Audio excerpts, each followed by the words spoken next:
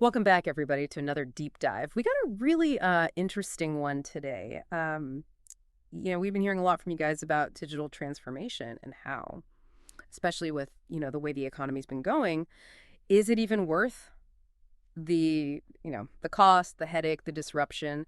And we got some great research actually on ERP and AI. You sent it in and I know you're thinking, is it worth it? Is it too risky? Will it even work? But, maybe the real question is what if not doing it is the bigger risk? So to help us unpack all of this, we've got our expert here ready to dive in.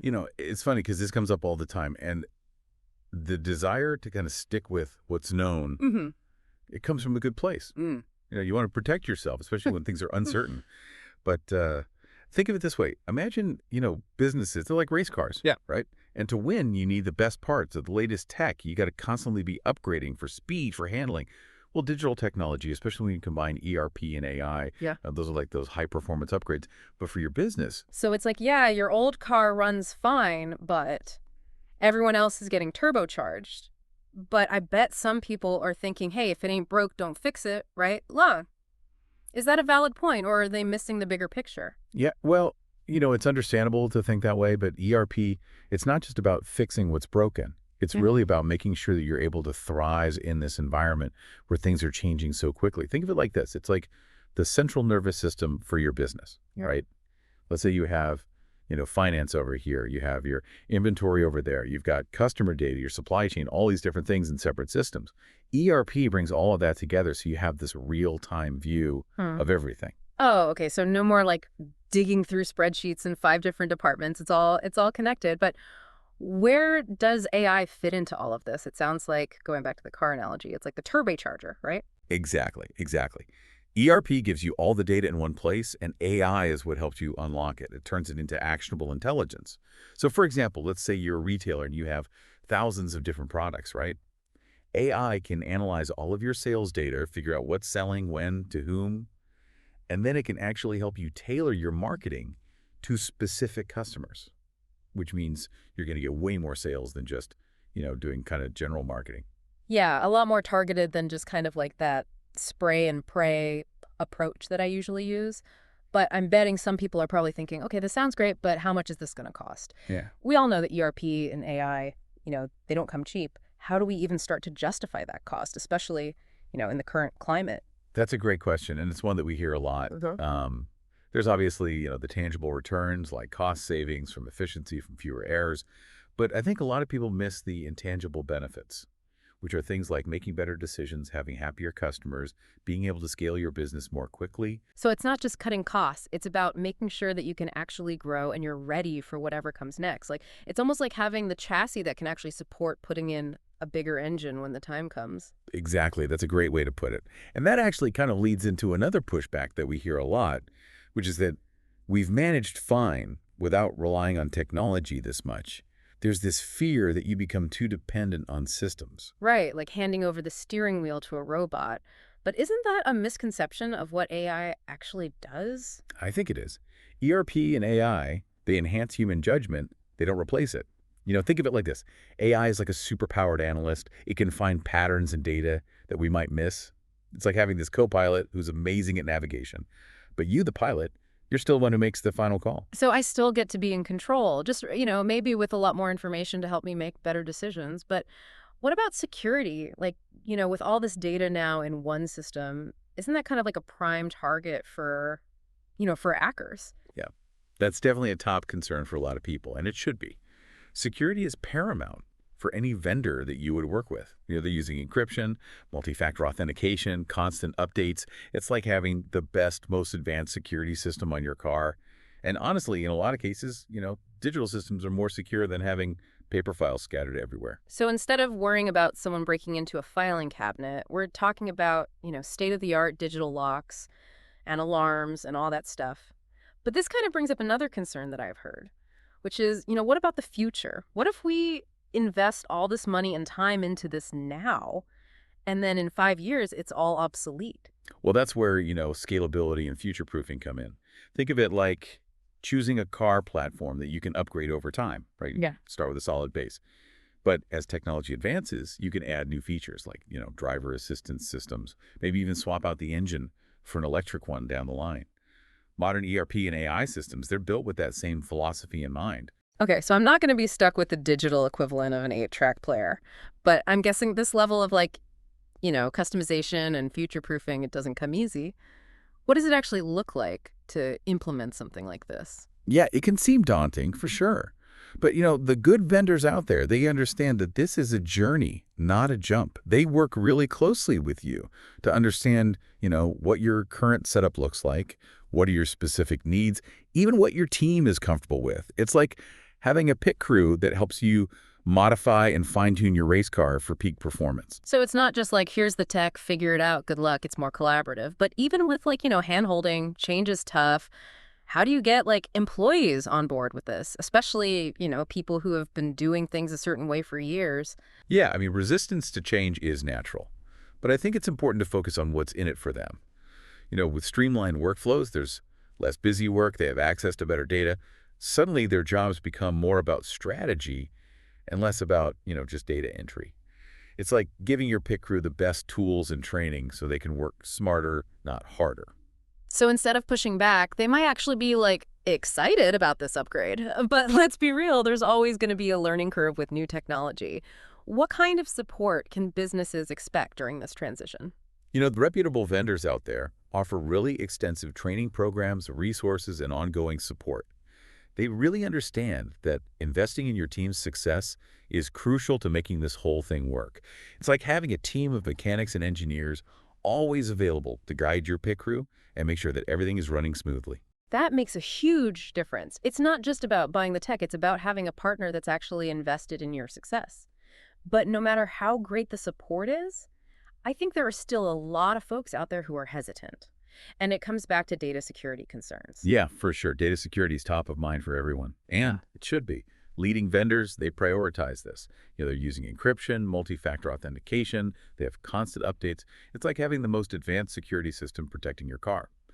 And, honestly, a centralized, well-maintained digital system, it can often be more secure than having paper files scattered everywhere. So instead of worrying about someone breaking into a filing cabinet, we're talking about, state-of-the-art digital locks and alarms. But even with all these safeguards in place, I think some business leaders might still worry about, becoming too reliant on tech, losing control, or even making decisions solely based on what the algorithms say. I think that fear often stems from a misunderstanding of what AI actually does. It's not about replacing human judgment. It's about augmenting it. Think of it like the advanced sensors and telemetry that you have in a race car. They provide the driver with critical information, but ultimately, it's still the driver's skill and experience that determine the best course of action.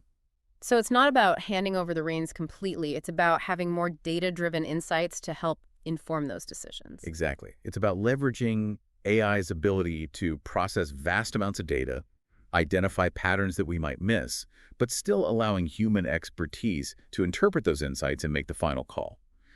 And that leads to better, more strategic decisions. So it's like I'm still the one behind the wheel, but I have, a co-pilot who can analyze the track conditions, wind speed, competitor data, all that good stuff. But I think there's another concern that's a bit more philosophical, even existential. If we become too reliant on AI, what happens to human intuition? What about creativity? Those gut feelings that have often led to great business decisions. That's a fascinating question, and I think it's one that's worth considering. But I think framing it as a competition between human and artificial intelligence misses the point. The real power comes from the synergy between the two. So it's not about choosing one over the other. It's about finding ways for them to work together. Exactly. Imagine a race car driver who can seamlessly integrate the data from their car sensors with their own instincts and experience on the track. That's the kind of partnership that we're talking about. So it's about combining the best of both worlds, the speed and analytical power of AI, with the intuition and strategic thinking of humans. But let's face it, even with the best technology and the best partnership, there's always a risk that, our investments might not pay off. What if the market shifts? Or a new technology emerges that makes our current systems obsolete? That's a scary thought, especially in these uncertain times. Yeah, and it really highlights why you need to be agile, be adaptable. Even with the race car analogy, even the most advanced race cars, they need constant tuning, they need upgrades, sometimes they need, complete overhauls to stay competitive. Digital transformation, it's an ongoing process. It's not just a one-time fix. So it's about being prepared to, to adapt, to pivot, to constantly learn and evolve as things change. But all this talk about like race cars and future proofing, it can feel a little abstract. Can you give us some like real world examples? Like how are companies actually using ERP and AI to see Oh, results? yeah, absolutely. So, for example, let's take a global manufacturing company. They were having all these problems with their supply chain, disruptions and delays. Yeah. They implemented an ERP system, and it gave them this like real-time view of their entire supply chain, from the raw materials all the way to the finished product. Okay. And so what that did was it allowed them to identify bottlenecks. Yeah. They could optimize their inventory levels. Yeah. They could even like reroute shipments when things went wrong. And the result was, their lead times got shorter, their delivery performance improved, and their customers were a lot happier. So they went from like playing catch up to actually being in control of their supply chain. That's huge, especially these days. What about AI? How does that fit in? Yeah. So let's stick with manufacturing for a second. There was another company. They were having a lot of problems with equipment downtime. Machines would break down unexpectedly. So what they did was they used AI with their ERP system to analyze all the sensor data from their machines. Oh, interesting. And the AI could actually predict when a machine was likely to fail before it happened. Oh, wow. So they could schedule maintenance proactively. So they went from like reactive maintenance to predictive maintenance. Exactly. And that meant less downtime, lower repair costs, and ultimately they could produce more.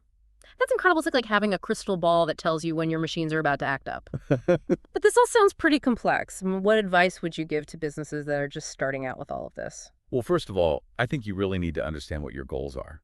What are the challenges you're trying to solve? What outcomes are you hoping to achieve? Once you have a clear vision of what you want to accomplish, then you can start to evaluate, different ERP and AI solutions and see which ones best fit your needs. So don't just jump on the latest tech bandwagon. Have a plan. Yeah, exactly. And don't underestimate the importance of, bringing your people along with you. Change management is so crucial. Make sure your employees understand why you're doing this. Give them the training and the support that they need to be successful. It's about empowering your team, not just throwing tech at them and hoping for the best. But even with the best planning, even with the best intentions, there are going to be bumps along the way. What advice would you give to businesses that are, maybe facing challenges or setbacks during this transition? Don't give up. Digital transformation, it's a journey. There are going to be challenges. There are going to be setbacks. But what's important is that you learn from those experiences and keep moving forward. It's like that old saying, fall 7 times, stand up 8. Exactly. Persistence and resilience, those are key. But it's also about having the right mindset, right? Being open to new ideas, embracing change, creating that culture of innovation within your organization. Yeah, I think that's a great point. Digital transformation, it's not just about the technology. It's about the people. Yeah. It's about creating an environment where people feel empowered to experiment, to take risks, to constantly learn and grow. And that's what leads to success, not just, with digital transformation, but with everything. Couldn't agree more. So for everyone listening out there, digital transformation, it's not a one-size-fits-all solution. It's a journey. And it's a journey that requires careful planning, strategic thinking, and a willingness to embrace change. But for those who are willing to put in the effort, the rewards can be amazing. Well said. And thank you so much for joining us on this deep dive. We hope this conversation has given you a better understanding of the challenges and the opportunities of digital transformation. And we encourage you to keep exploring these ideas. Until next time, keep diving deeper, Ari.